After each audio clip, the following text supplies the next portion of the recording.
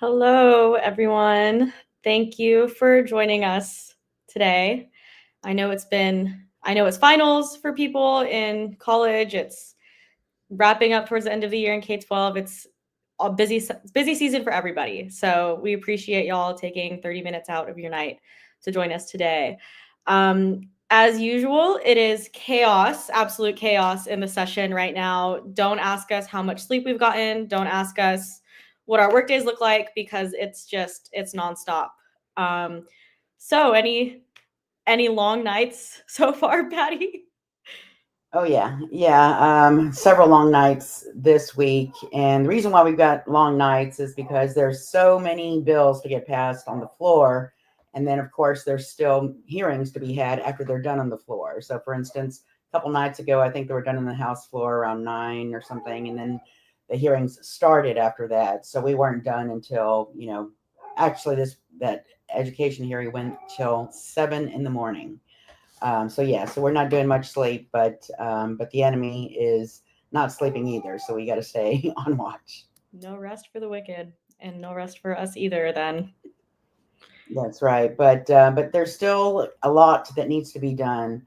On Saturday, people might have heard that the governor is going to make a big to do about signing the voucher bill. But one thing that has not moved is the public school finance bill. That's HB2. So while there's lots going on, the most important stuff is yet to be done. yeah, there's just really weird things going on with bills being held hostage, using things as leverage, just not good politics that's happening. But luckily, there are some good things coming through. We've got our first educator Bill of Rights bill that passed. Was it HB 3326? Right. Yes. Yeah. So there's always things to celebrate in the midst of all of this. So don't forget that. There's always good things that are coming. But I'll go ahead and let Patty take over for the next few minutes on what you should know about accountability. Thanks, everyone. And yeah, thanks for spending your evening with us. There's a big accountability bill called HB4, and that initially was a terrible bill that looked like it was written by Mike Morath, who, as we all know, gets to set those standards for our tests and also gets to take over schools based on those test results. So HB4, the committee substitute version, actually makes some very big improvements. First, it limits the amount of testing to the federally required subjects only. It implements something called through-year testing, which we're still skeptical of, but it's supposed to be 3 times a year, but it's also supposed to produce results in 24 hours for grades 3 through 8. So the idea behind this is that this is going to be instructive assessments, is what they're calling it in the bill. So it shifts from the mostly constructed and tech-enhanced response items. It also prohibits the use of PK through second assessments for school ratings. Duh, why would we ever, why are we testing kids in K through 2 anyway, but why would we ever consider that in school ratings? It also broadens the indicators to include student engagement, career and tech ed completion in middle school, and military readiness. And that's something that has not been included before. Typically, these A through F labels, I apologize for my dogs choosing right now to have a wrestling match. But yeah, typically those A through F labels are based primarily on test scores. So the addition of these other factors has been something that's long in coming. In fact, this was something we asked for from the very beginning when A through F first came out. So that's a great addition. But here's the thing: when we heard people testifying about the substitute, there were certain interest groups that didn't like that. They would rather have mostly standardized test-based scores to label our schools with. And this is this is a long plan that's been put in place over several years ago when A through F was first implemented. And this is a plan that comes from a group called the American Legislative Exchange Council, ALEC. Now, this is all about the plan that you've heard us talk about before. Underfund public schools, label them, overtest them, and demonize them as failures, and then privatize. So it's no coincidence that all of this is going on at a time when the governor is trying to pass vouchers, and again, it's still not funding our public schools. So we still expect some changes in this bill because of those interest groups that stand to make money off of more standardized testing. If they don't like it, then there's a good chance some of this good stuff that's already in House Bill 4 might come out. So we're very mindful of that and keeping a watch on that and ready to move on amendments to make that and to keep it where it's at. It still could use some improvements on this bill, so we're still working on some floor amendments for this version. But this was voted out of the committee on Tuesday, so this is on the way to the floor. But again, the most important thing that is not moving is House Bill 2. That's the one that would give $395 per pupil, still very far from the $1,300 that we need just to keep up with inflation.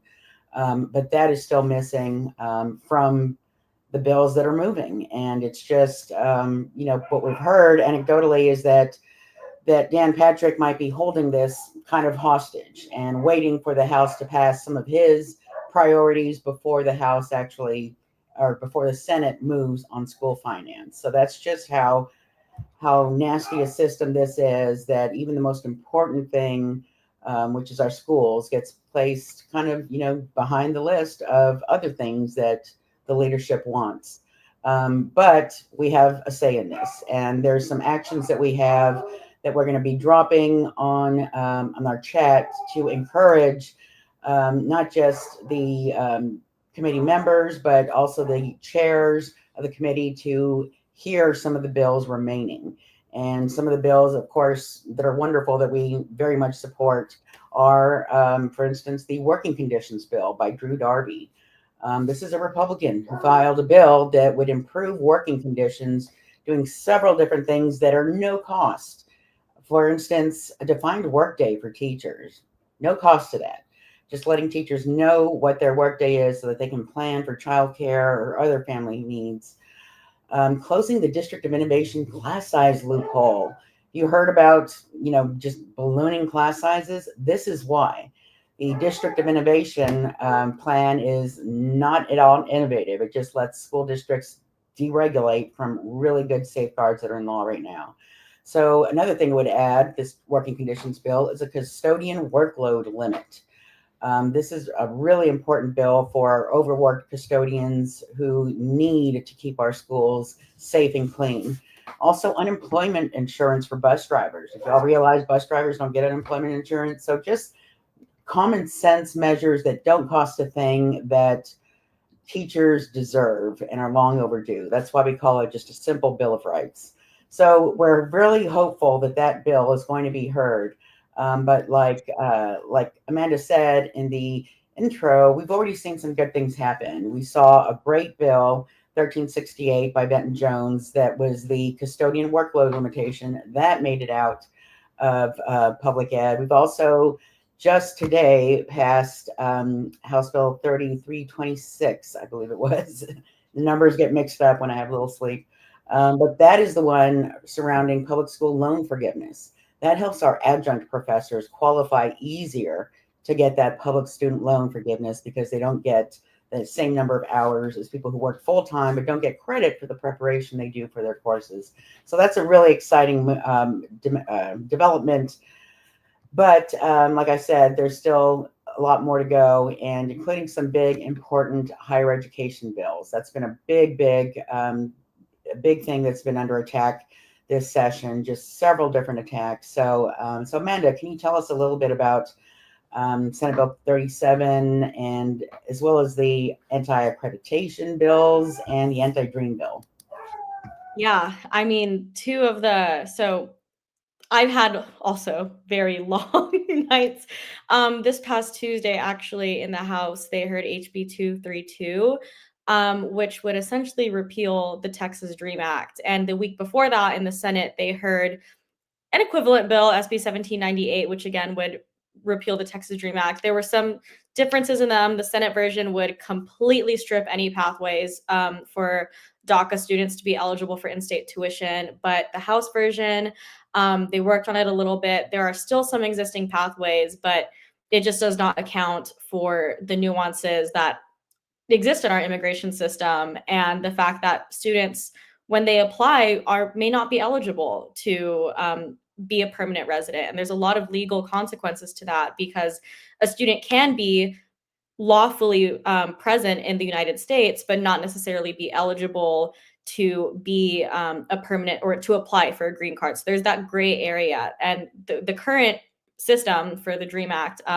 requires them to apply as soon as they are eligible and sign an affidavit that they will do that and they qualify for in-state tuition. But under this bill, they would have to apply immediately, and that can trigger deportation because they are not eligible to be a permanent resident at that time. So that was something that we spent a long time waiting to testify against, and we're hoping that neither move out of either committee. Considering how late it is in the session, we're hoping that these are hearings that are just that people will be able to use for their campaigns, that we filed these bills and we got a hearing on it, but it would be extremely detrimental to our colleges if we exclude the student population, because they are important and they deserve in-state tuition because they've been in Texas their whole life. The accreditation bill, HB 1705, actually was voted out of the House floor yesterday, unfortunately. And this is a big push that we're seeing nationally from the Trump administration as well, with his executive order regarding accreditation that he put out last week. So what this bill would do is remove the Southern Association of Colleges and Schools, which is one of the 7 main regional accrediting agencies that is recognized by the Department of Education. And what this does, it has a really high standard of rigor, and all of our universities have to go through those standards. It ensures that faculty have a say in decision-making in their universities, that students have adequate support services, and that you employ full-time faculty to ensure that tenured faculty to ensure that students, especially graduate students who usually go on for the more than 4 years to earn their degree, have that consistent support throughout their time in college, and make sure that degree programs are consistent, that we're not having a super high turnover. So those are some standards that SACS, as we call it, implement. And a big push against accreditation is because they think that there are too many DEI components or woke components in accreditation, which is just not true. These are federally recognized accrediting agencies. And the thing is if a university does not use an accrediting agency that is federally recognized, students are not eligible for FAFSA.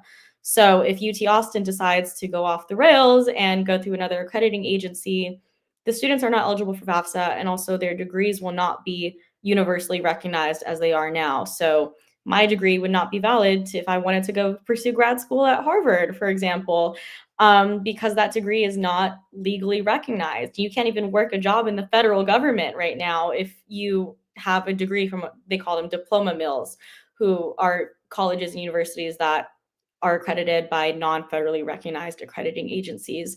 So what this bill does is remove SACS from the education code and allows the Texas Higher Education Coordinating Board to choose any accrediting agency that they so choose. And there is something in there that would require them to make sure that these universities are in compliance to qualify for federal financial aid, but it's still super concerning, and accreditation and it's where it is still up in the air right now. So we'll just have to see what comes from the Trump administration on that. But the really big bad bill of this session in higher ed, SB 37, is just, we're calling it the Death Star bill, because it would completely gut what we know of higher education right now. There's this push there. They're legislating off of anecdote, we like to say, because they're hearing these stories from these far-right groups about indoctrinating students, or faculty senates asserting some undue authority that frankly they don't have to begin with, but pushing political agendas. But through this lens of attempting to reform faculty senates, they are controlling curriculum. They are removing due process from the grievance procedure. So faculty's grievance will go directly to the administration, allowing administration to terminate professors for any reason, with no accountability structures. They will also be in control of hiring, and this is hiring of all decisions. So not just faculty members, but also student positions, usually faculty will have to hire student researchers, or departments will hire student interns to help with communications or administrative work. And they would not have any say in that at all.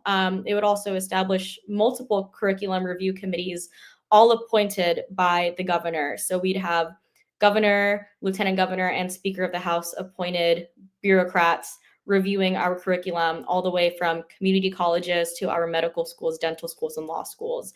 And this is really problematic because, like I said, they're legislating off of anecdote.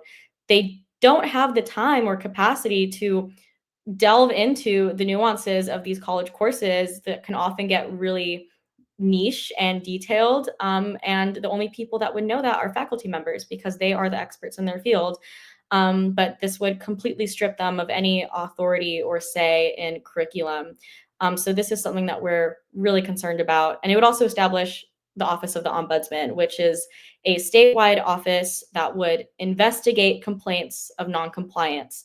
As it's written right now, it would actually allow anybody, they don't even have to be in the state of Texas, to report a faculty member or a department for noncompliance in this bill, and also SB 17, which is the anti-DEI bill from last session, for noncompliance on that. And if they are found to be noncompliant, that university loses its funding for the entire year.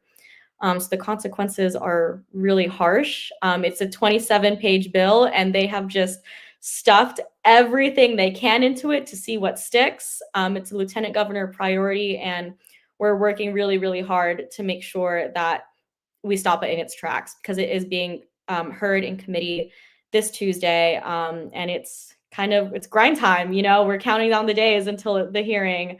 And we're working really hard with offices and with community members to try to stop this bill where it is.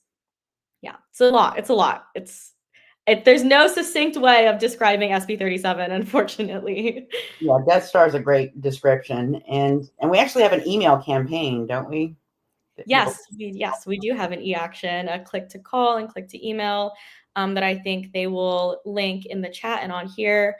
It's really simple. It takes just a few seconds. And if you are a K-12 member or a teacher or a parent, you should care about this too, because your students and your children will hopefully be entering the Texas college system. And we have really great universities, and they are top ranked universities around the world. But under this bill, we will just plummet in ranks, and local students who choose to go to their regional schools, like I'm from the RGV, if I chose to go to UT RGV instead of UT Austin, I would not have the same access to programs as students who go to UT Austin, because they're looking to defund programs based on regional needs, which is really problematic, and it would really hurt our local community colleges and our local universities. So you should care about this, because all of our students will hopefully go through the Texas college system, and we want to make sure that they are having access to the highest quality education that they can, which we currently have and what we currently offer. But we want to make sure that that stays as it is and does not plummet because of this bill. Right, and we have excellent universities. I mean, I know we both went to the University of Texas, me and Amanda, and yeah, this just feels like a really deep attack on a place that opened the world to us. And it's really sad to think that some students could have a worthless piece of paper at the end of their hard work. So thank you so much for Amanda for handling higher ed this session and doing such a great job with our AAUP members. You mentioned something. There's a really great line, a term that you said, legislating by anecdote. And we saw a great example of that this week on, it feels like it was a year ago, on Tuesday, when we heard this so-called furries bill. This was a bill that was filed that says that kids can't act out in any kind of animal sounds, or can't lick their fingers. So yeah, just the most bizarre stuff, because there's an anecdote, a story that keeps getting repeated over and over, that there are schools that have litter boxes for kids who identify as a cat. This is just a lie. And there's a wonderful clip that we can post in the chat of Representative James Tallarico, who I know so many of you love and adore, who's just a stalwart champion of public schools. he really kind of encapsulated what this entire attack on public schools and our higher ed schools is all about. He basically said, you're making up stories, calling public schools groomers, saying that there's furries in schools. And all of this was used in part by the governor to justify vouchers, trying to say that there's so much, bizarre things going on in our public schools. But Representative Tallarico really held Stan Gertis, the author of this junk, to the fire. And he said, can you give us one example? Not even one. So it's not even an anecdote, really. It's just the legislation by made up stuff. Imagination. Exactly. So it's just crazy what they're spending time on right now instead of moving really great bills that could improve education and improve the quality of our working conditions for our educators, at all levels. So yes, that's really frustrating, but there's something you can do about it. As I mentioned, time is running out. As of right now, today, we've got about 31 days and 5.5 hours to go. And yes, we're counting down by the hour because we look forward to sleeping again. But there's some big deadlines that also come up towards the end of the session. May 16th is the last day to get bills passed out of the House chamber and on their way to the floor. So that is a very big deadline. So we're going to see some very, very big agendas in the next week and some very, very big agendas in the committees and on the House floor mostly. The Senate has actually moved very, very fast. As you all saw, did the voucher with lightning speed. But the House is where there's a lot more fight to be had and a lot more improvement to be had in some of these really bad bills. So we really keep an eye on the House and follow that really closely, especially at the end. So time's running out. We need you to contact your reps about the working conditions bill and about school funding. We also need you all to ask the Senate, where's the public school money you promised? And we have mobile actions for each and every one of these issues that will be posted in the chat for you to look at. But this is something that our comms folks make really easy for you to participate in the process. So you don't have to come down to the Capitol and spend 24 hours waiting to testify. You can do a lot of this on your phone from the leisure of your couch. And it really, really helps. Every email that they get, they have to log and catalog in these offices. So it matters. It's not like they just delete your emails. So it really matters that everyone kind of join in. We also need folks to support the Educators Bill of Rights, and you can sign on in support of that to show that it's not just us educators that believe in this, but entire communities and students who've also been really supportive. We work closely with a wonderful student group called SEAT, Students. What does it stand for? Students Engaged in Advocacy in Texas. Yeah, and it's been wonderful to have students have a real say in what's going on. And I know that they were there till the wee hour of the nights testifying against the 10 Commandments bill. That was another one that kept them going till 7 a.m. So it's been really, really fun to work alongside the students that our members serve and to seeing just what great things that our public schools do, because these are such impressive young men and women who are representing students. So if you don't know who your state reps or senators are, we've got links for that too.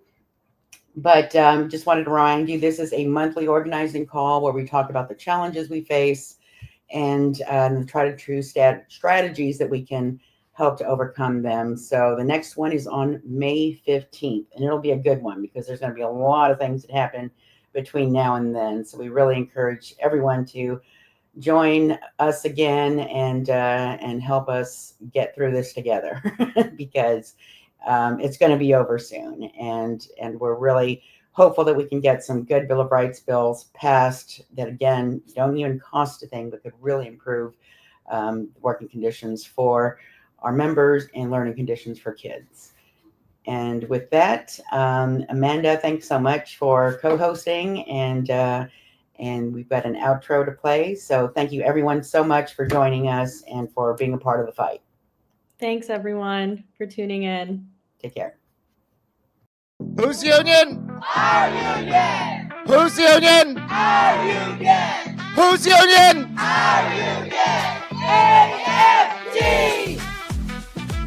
I'm definitely grateful for AFT for being able to communicate to different educational organizations to be able to unite us. We support our students, and the Educator Bill of Rights will help support us and any professional that chooses to work in education. A lot of teachers are leaving the profession because we are not paying them enough. As a teacher now, I do a lot of funding out of my own pocket. If the vouchers go through, I'm having a lot of more money coming out of my pocket. When teachers are overworked and underpaid, when classrooms are overcrowded, and when schools are undervalued, it's harder for us to dream big about our futures. Vouchers will significantly hurt our districts. As it is, we haven't been funded, and to think that they want to take more of that funding away is just, we can't even fathom. Vouchers are definitely a tax cut to the wealthy. And what does this say about us if we are divesting from our public schools? We've beaten vouchers since the first one was proposed in 1957. We've done it before and we can do it again. This is not a Democrat or Republican issue. This is a Texas issue. This is a people issue. This is a us issue. We can't buy ourselves a legislature like the governor did. It's their duty to create a public education system in this state suitable that it can educate any child. Now, I ask you, if they would do that, why would you need a voucher? For 30 years, they've been responsible for public education in Texas. Get them out of this office because they don't have our best interest at heart. This is those big money mega donors versus the rest of us. On private school vouchers, Texas educators say, hell no.